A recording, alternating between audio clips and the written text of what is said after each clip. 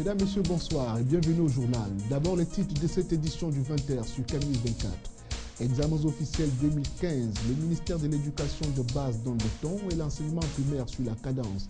Ils étaient des milliers à frapper aux portes du secondaire à l'occasion du concours d'entrée en 6e, organisé sur l'ensemble du territoire national ce 13 mai 2015. 20 mai 2015, le thème est connu, intitulé « Forces de défense en synergie avec les forces vives de la nation pour relever les défis sécuritaires et préserver la paix au Cameroun et en Afrique centrale ». La thématique de célébration de la 43e édition de la Fête de l'Unité fait la part belle aux défis sécuritaires à relever par l'élite de l'espace communautaire de la CEMAC. Et puis, sport-football, Volker Finke à la tête des Lions indomptables. L'interrogation fait le tour des milieux sportifs depuis quelques jours. Le coach des Lions indomptables pourrait même être reconduit pour 2 ans. Voilà pour les titres. Si vous nous rejoignez à l'instant, vous êtes sur News 24 et c'est l'heure du journal. 20 mai 2015, forces de défense en synergie avec les forces vives de la nation pour relever les défis sécuritaires et préserver la paix au Cameroun et en Afrique centrale. C'est sous ce thème que va se célébrer la 43e édition de la Fête de l'Unité nationale. La thématique qui fait la part belle aux défis sécuritaires à relever par l'ensemble des forces vives de l'espace communautaire de la CEMAC reste bien ancrée sur les questions de préservation de la paix au Cameroun. La rédaction s'est intéressée de près au schème qui a conduit au choix de ce thème. Le thème ne pouvait être autrement formulé au regard des défis sécuritaires qui interpellent la sous-région Afrique centrale en général et le Cameroun en particulier.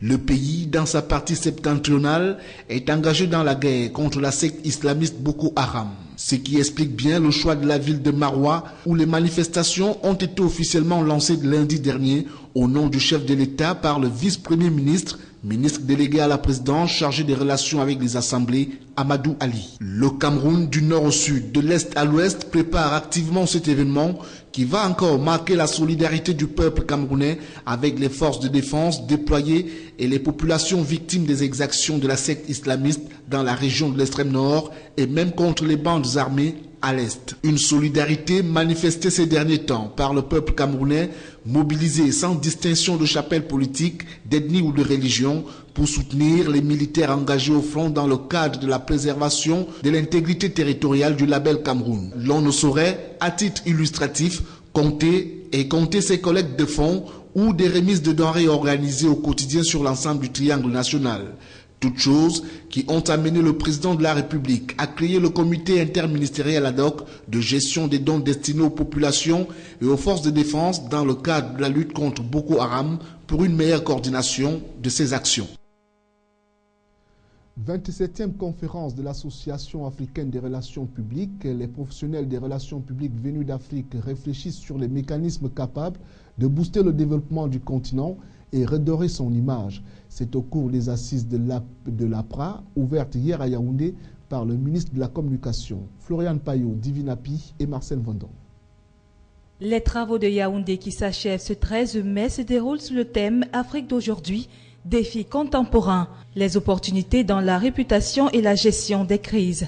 Ce thème rappelle l'actualité africaine marquée par les massacres causés par Boko Haram, Al-Qaïda au Maghreb islamique et les Chebab ou encore les attaques xénophobes en Afrique du Sud. Ce sont autant de situations sur lesquelles l'Afrique doit communiquer si elle veut corriger la mauvaise image d'elle véhiculée à travers les médias. L'APRA demeure à la quête du défi qu'elle s'était fixé à sa création, à savoir donner une perception positive de l'Afrique. Pour y parvenir, des préalables s'imposent encore aujourd'hui. Les gouvernements doivent guérir de leurs carences en relations publiques et intégrer ce volet dans leurs actions. Il faut dès lors dépasser les discours pieux sur la nécessité de changer l'image négative du continent et poser des actions.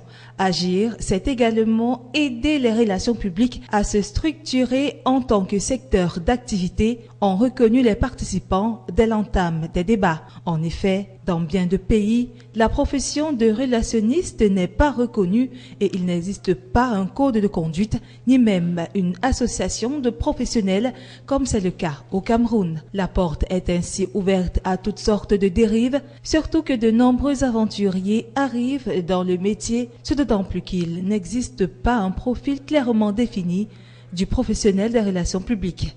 Bon à savoir, L'APRA célèbre cette année son 40e anniversaire car c'est en 1975 qu'elle a vu le jour au Kenya et depuis lors, l'association revendique le statut de leader dans les relations publiques puisqu'elle regroupe à son sein la fine crème des relationnistes africains. Ses valeurs résident en la promotion d'une image de l'Afrique toujours positive et prête à relever les défis de développement.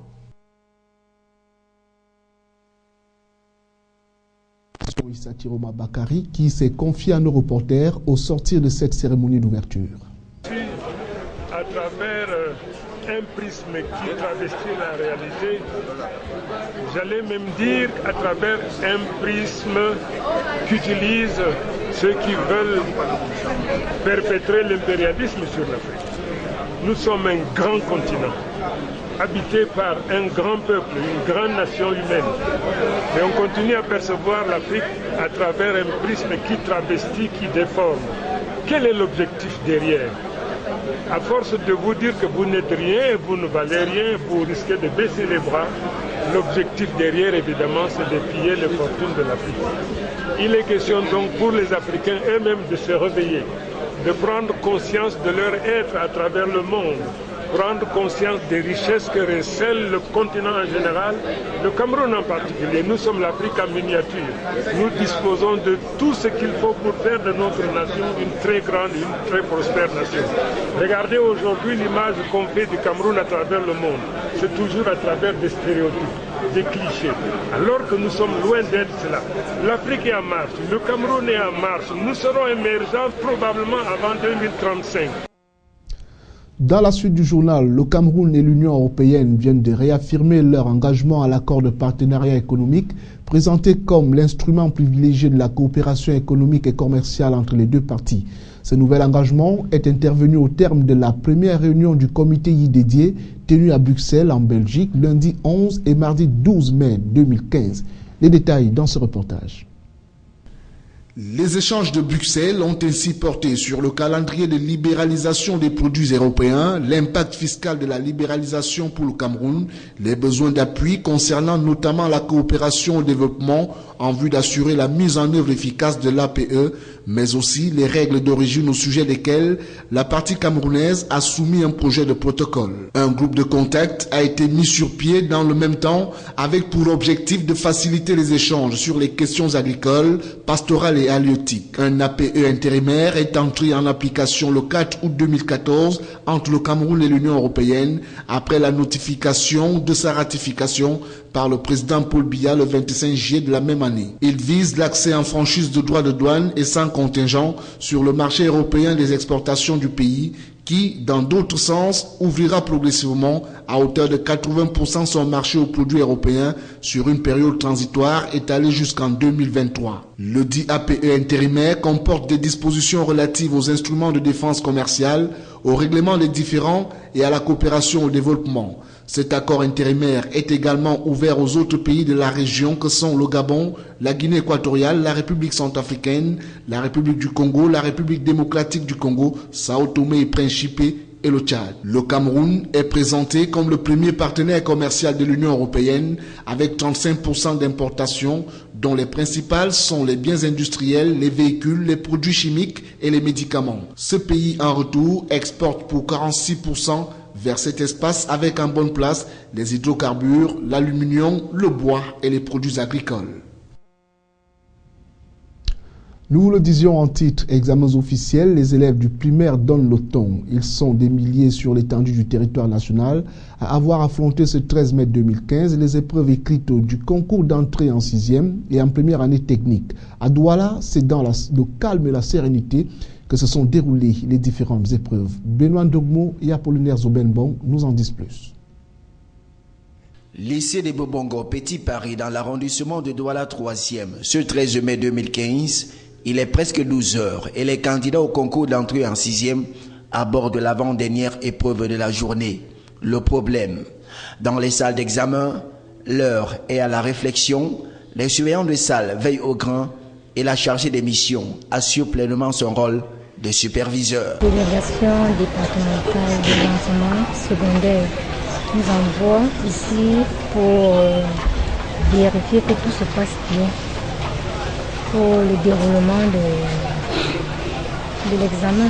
C'est-à-dire, on constate d'abord comment est-ce que les enfants sont accueillis et les épreuves, le passage des épreuves, est-ce que c'est respecté.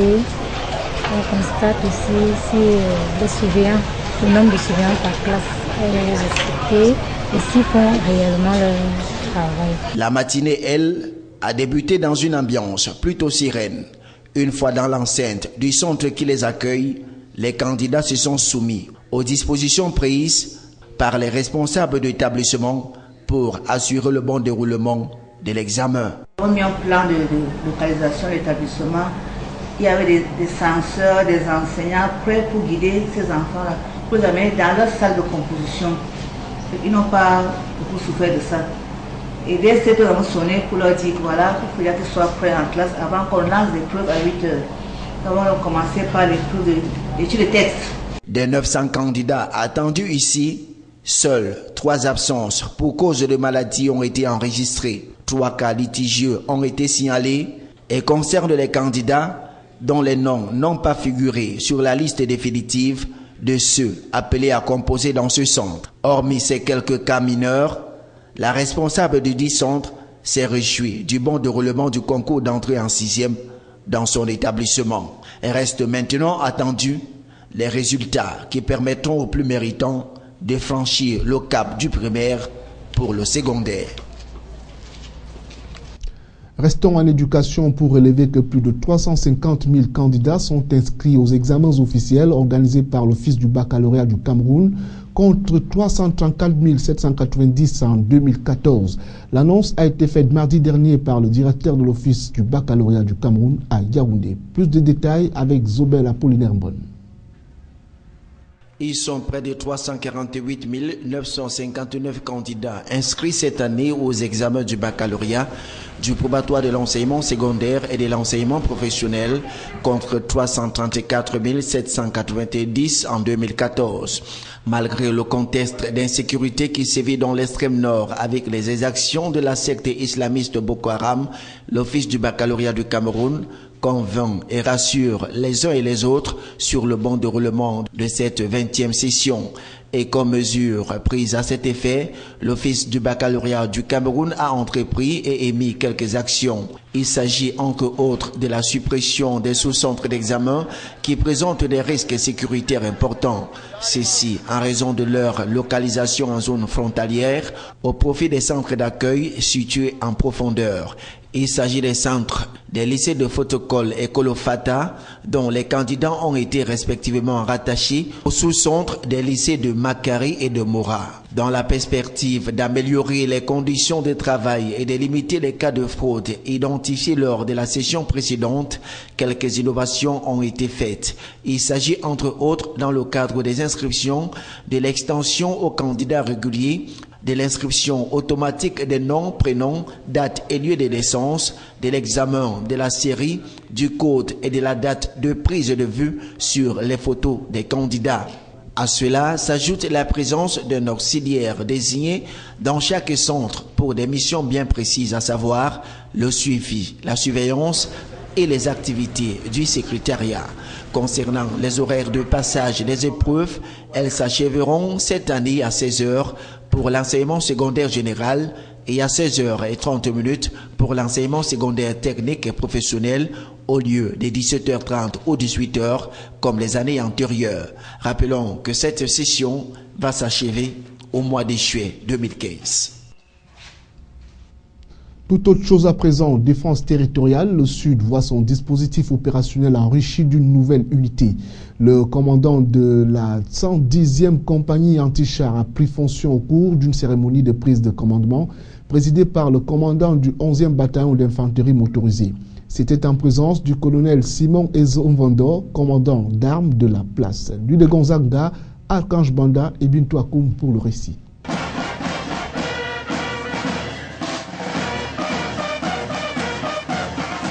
La Le tout nouveau commandant de la 110e compagnie anti-char basée dans la région du Sud est le lieutenant Marie-Joseph Ntamak. En l'installant dans ses fonctions, le chef de bataillon Roger Formou-Dam Choum, commandant le 11e bataillon d'infanterie motorisée, lui a rappelé ses missions dans le dispositif opérationnel de défense du territoire national. D'ailleurs, le profil académique et professionnel de ce nouveau responsable rassure quant à sa capacité à assumer ses nouvelles fonctions. Néanmoins, le nouveau promu n'a pas tari de gratitude à l'endroit du chef de l'État, chef suprême des forces armées. C'est vrai que c'est un nouveau commandement pour moi et c'est aussi une première. Je remercie aussi la hiérarchie d'avoir eu confiance en moi, en me confiant cette haute responsabilité et je sais que j'ai les capacités pour y arriver à bout de ma mission. Il faut dire que cette prise de commandement qui intervient dans une mouvance de renouvellement des responsables à la tête des unités des forces de défense s'inscrit dans la logique des réformes introduites dans l'armée et le sillage de la guerre contre l'insécurité et le terrorisme auquel le Cameroun fait face. Et nous voici en sport football. 2 ans supplémentaires pour Volker Finke à la tête de la sélection nationale de football du Cameroun. La nouvelle alimente les conversations depuis lundi. Mais jusqu'ici, pas de grosses indications sur les clauses de son nouveau contrat avec la partie camerounaise. Le recrutement en lieu et place de reconduction de l'Allemand arrive au moment où le débat sur son bilan fait des vagues dans le monde du sport. Qu'est-ce qui peut donc justifier le renouvellement du bail d'un entraîneur dont les résultats ont fait profil bas au cours des grandes campagnes Coupe du Monde, Coupe d'Afrique des Nations? Esquisse de réponse avec Michel Ateba. Cette question paraît peut-être anodine aux yeux des autorités politiques et sportives qui viennent de favoriser le recrutement de l'Allemand. Elle paraît encore plus anodine pour la firme Puma, dont on prête une grande influence dans les négociations.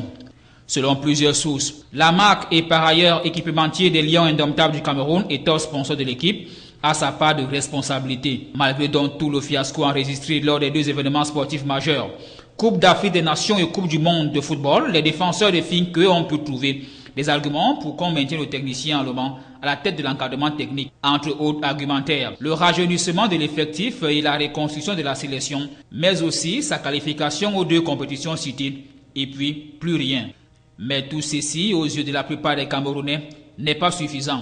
En 2 ans de contrat, Volker Finke n'a pas réussi à redonner cette équipe ce qu'elle avait perdu, c'est-à-dire les victoires dans les compétitions majeures. Bien plus. Depuis 2 ans, la sélection nationale est toujours à la recherche d'un système de jeu et d'une stabilité dans les performances. Excepté les matchs amicaux et les éliminatoires, les Lions indomptables du Cameroun n'ont plus gagné un match en phase finale de Coupe d'Afrique des Nations et de Coupe du Monde depuis 2010. C'est donc à cause de ces différents manquements que supporters et fans des Lions indomptables ont souhaité le départ pur et simple de l'ancien nouveau sélectionneur. Mais contre toute attente, le technicien a plutôt bénéficié de la confiance des autorités en charge du sport. L'Allemand va publier une liste des joueurs qui doivent prendre part aux matchs amicaux du mois de juin et à la première journée éliminatoire de la Coupe d'Afrique des Nations 2017. À retenir de cette édition du 20h, examens officiels 2015, le ministère de l'Éducation de base donne le ton et l'enseignement primaire suit la cadence. Ils étaient des milliers à frapper aux portes du secondaire à l'occasion du concours d'entrée en 6e, organisé sur l'ensemble du territoire national ce 13 mai 2015. 20 mai 2015, le thème est connu, intitulé « Force de défense en synergie avec les forces vives de la nation » pour relever les défis sécuritaires et préserver la paix au Cameroun et en Afrique centrale. La thématique de célébration de la 43e édition de la Fête de l'Unité fait la part belle aux défis sécuritaires relevés par l'élite de l'espace communautaire de la CEMAC. Et puis sport football, Volker Finke à la tête des Lions indomptables. L'interrogation fait le tour des milieux sportifs depuis quelques jours. Le coach des Lions indomptables pourrait même être reconduit pour 2 ans. Fin du journal et merci de nous avoir accordé votre préférence.